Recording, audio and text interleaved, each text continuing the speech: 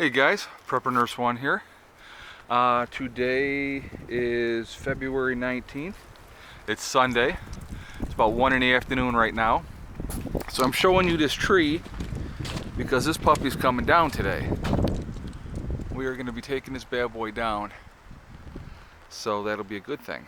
I might take a couple of these, like the spindly one here is going to come down. I might take a couple more down just to open it up a little bit more so that I have enough you know, for the panels.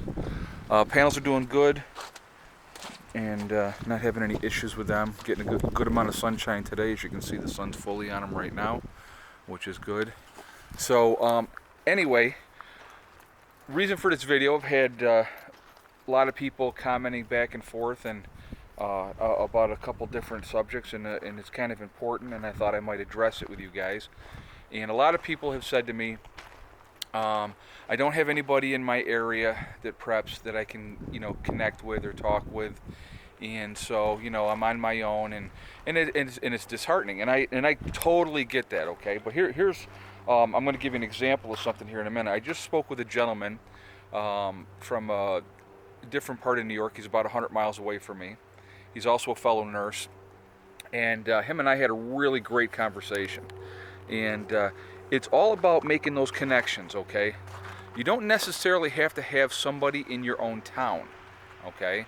You can find somebody that you can hook up with and connect to, and you know, that maybe they're not so close, but it might be a good option for you to have. I was laughing. I'm sorry. I was looking at a car going by, and the little kid had his head stuck out the sunroof.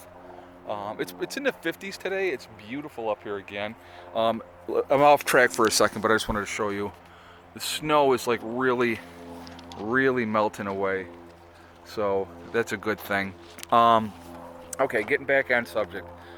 So making connections with people, you know, even if they're like 100 to 200 miles away, that's not a bad thing either. Look on here. Look at the different people. See who's local to you in the comments and the conversations, and you know, maybe strike up a conversation with them, and you know, maybe, you know, you can connect and talk with each other. And there was somebody that was saying that they were in northeastern Pennsylvania and they didn't have anybody local to them. If you want to contact me, see exactly where you are, you know, maybe we can talk.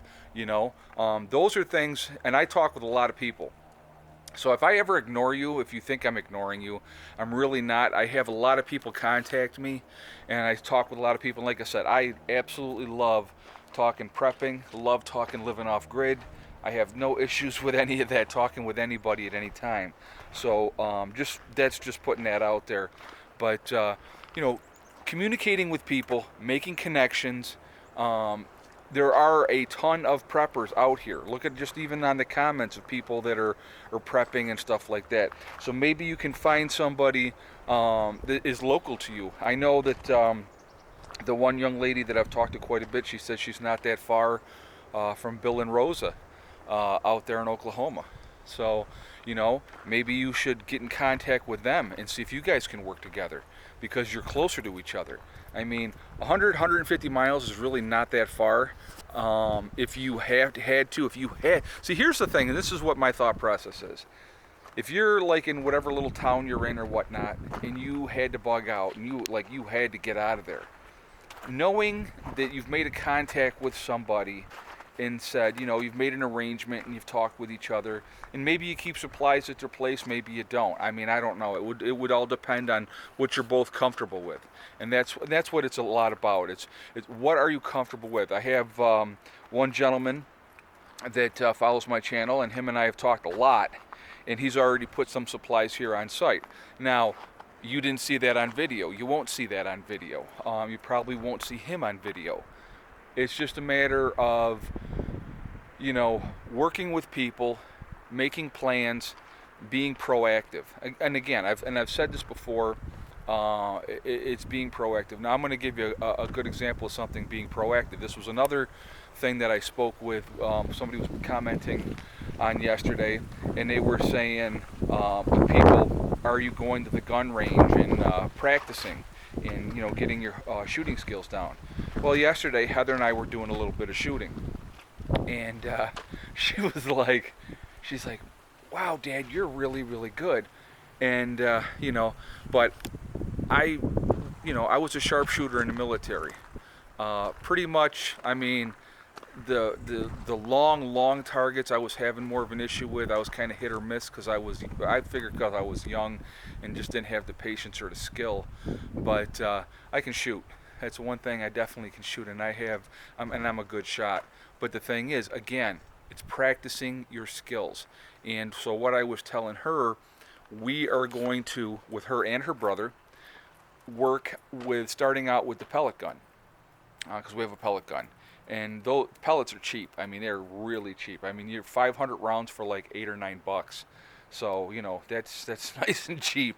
So we're going to start out with that, and I'm going to teach both of them really how to shoot, and then graduate them up from the pellet gun to the 22. And then just like I said, it's all about practice, practice, practice, and knowing what to do, how to do it, not be afraid of the repercussions of the gun, breathing right. Anybody that knows how to shoot knows what I'm talking about when I say know how to breathe properly. And it's just like I said, it's just honing those skills. And being able to shoot is a skill. Knowing how to load your magazines and not just have the stuff there. Being able to do it without even thinking about it because it's second nature. Excuse me. Those are very important. Those are things that you're going to need to have. If you're going to need to go out and hunt for food, if it gets to that point, you don't want to be taking a shot and then missing because you don't know what you're doing.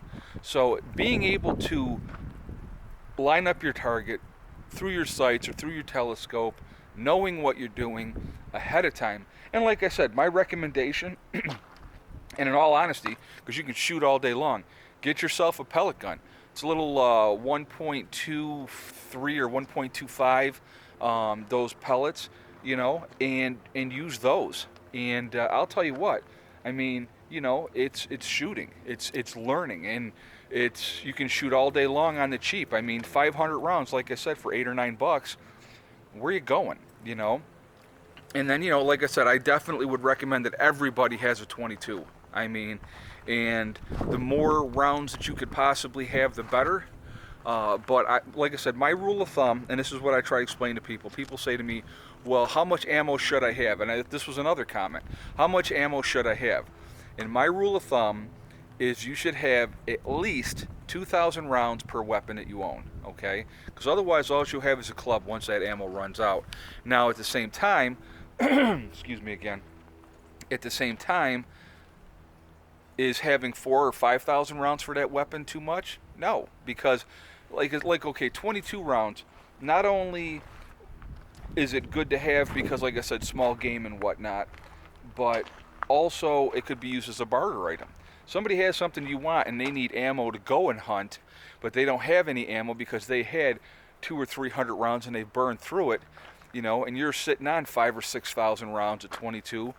To trade them something that you need that they have for some 22, again, it's just a smart thing to do. So there's really no such thing as having too much ammo. I believe that's just my opinion. You guys can go ahead and think whatever you want and do whatever you want. That's obviously your opinion and your choice. But again, like I said, getting back to the original topic, because now, like I said, I've gone on and answered a few other things.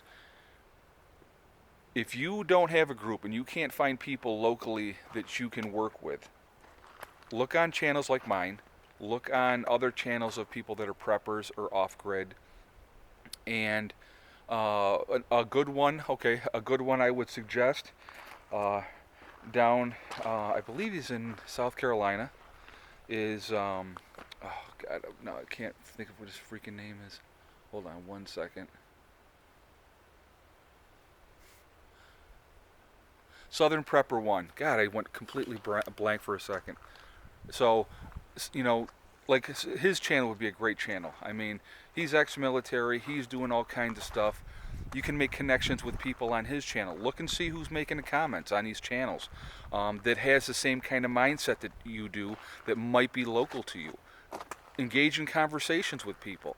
Talk with people. It doesn't necessarily just have to be locally in your town. Look for other preppers. I'm going to tell you what, and this is coming from my own personal experience. When I first got into prepping, before I ever got onto YouTube or anything like that, and people were telling me, "You're crazy, what are you doing? I don't understand, it doesn't make any sense why you're doing it." Once I got onto YouTube and I started engaging with other preppers, other people, like-minded people, it was awesome, because it's like now you're not alone anymore. You don't feel isolated anymore. There's other people that have the same mindset that you do, and that is an absolutely awesome thing.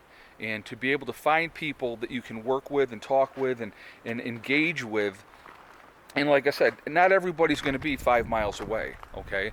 But, and like I said, we've moved pretty far out into the country ourselves, and a lot of people can't do that, and I understand that. And like I said, that's why I suggest engaging with other people on these channels, not just my channel, but other channels as well that you may follow, other people that are preppers, see who's local to you, see if you can engage them in conversation, and maybe you can form a loose affiliation or group, get together with them and meet. And I've met with quite a few people actually myself, and and that's kind of cool to do, because it's like you're making those contacts that maybe later on down the road, and if something goes belly up or whatnot, you can have somebody that you can work with and that you have a relationship with already. So there's that little bit of trust there, okay? That's important. It's building that trust. That's a huge, huge thing. So, like I said, it's something to think about. I want you guys to think about it. And so I've been rambling enough here, probably about 12 minutes now. So I'm going to get off of here, and I'm going to work on getting this tree down. I'm not sure I'm going to put that on video. It's not really that big of a deal. But so anyway, that's the game plan for today. And I hope everybody had a wonderful weekend. Remember, hug and kiss the ones you love. Tomorrow is not guaranteed. We never know what's going to happen. So, make sure you do that. And remember, guys, whatever your goals are, whatever you're doing, it's one step at a time, it's one thing at a time, it's one day at a time. Whatever your goals are, you will reach them.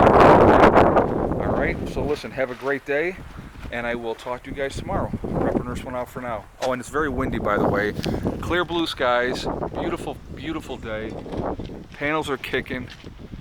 Got the sun right directly on them, which is nice. But yeah, it's not a cloud in the sky today. It's absolutely gorgeous, so it's a perfect day, even though it's a little windy. Okay, have a great day. Prepper Nurse one out for now.